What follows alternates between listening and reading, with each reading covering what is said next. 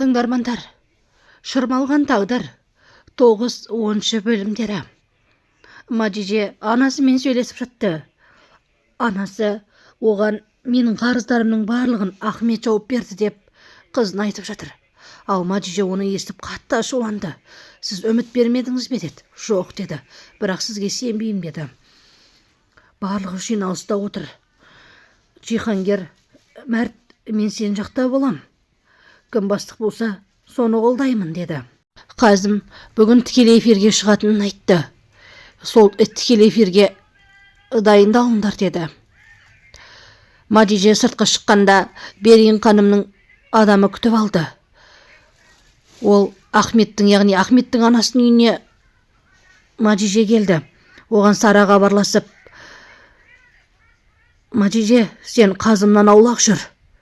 Ол қауіпті адам деп айтып жатты. Неге, не үшін десе де, Құдай үшін мен саған айттым ғой, аулақ жүр дедім. Аулақ жүр деп ескертті. Сол кезде Берген ханым, яғни Ахметтің анасы үйге келді. Мадижені күттіріп қойып, барлық дүниелерімді көрсін дегендей. Атанаң қайда тұрады? Қандай отбасыдан шықтыңдар? Барлықтарың Анкарадансыңдар ма? Деген сынды сұрақтар қойды. Сол кезде Ахмет келіп: апа, сен Мадижеге сұрақ қойып, миын ашытып жіберген жоқсың ба? Деді. Мен кетуім керек деді Мадиже.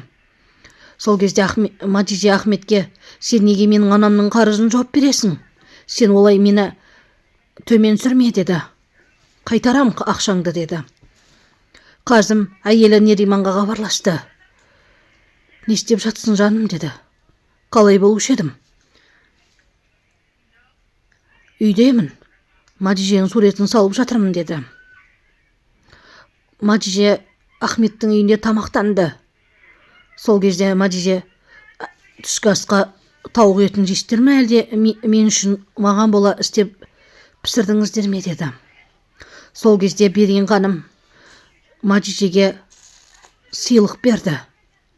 Оны ашып қарағанда қызыл пальто екен, бірақ оны Мадиже ұнатпады. Нериман Қазымның кабинетін ақтарып, Мадиженің көзілдірігін тауып алды.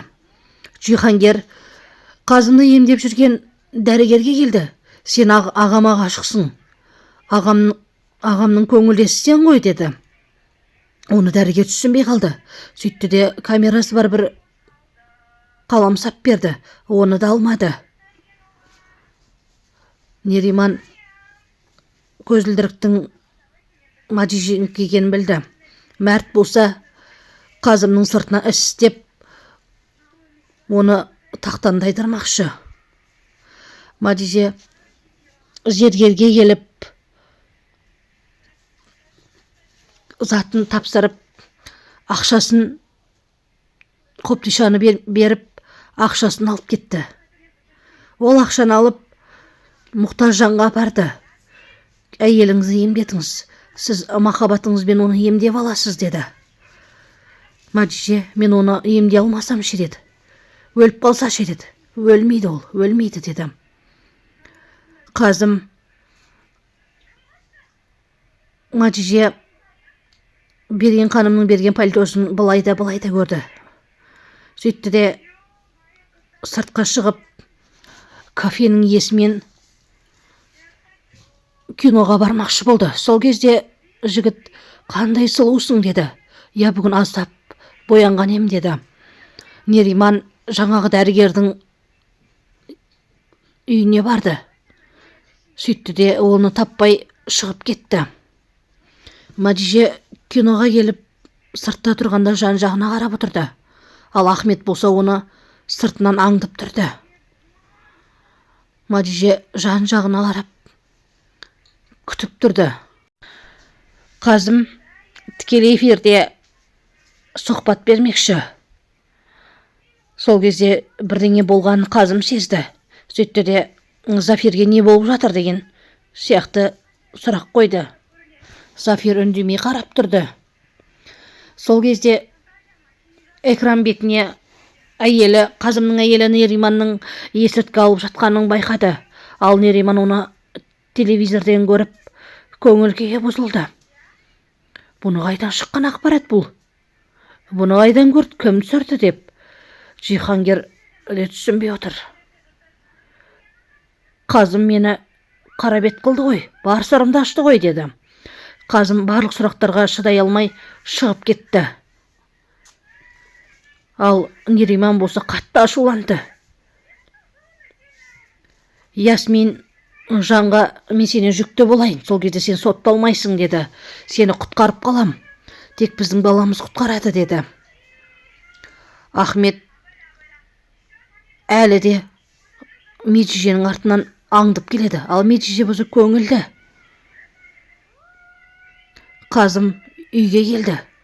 Сөйттіден, бұны кім түсіріп алған деді.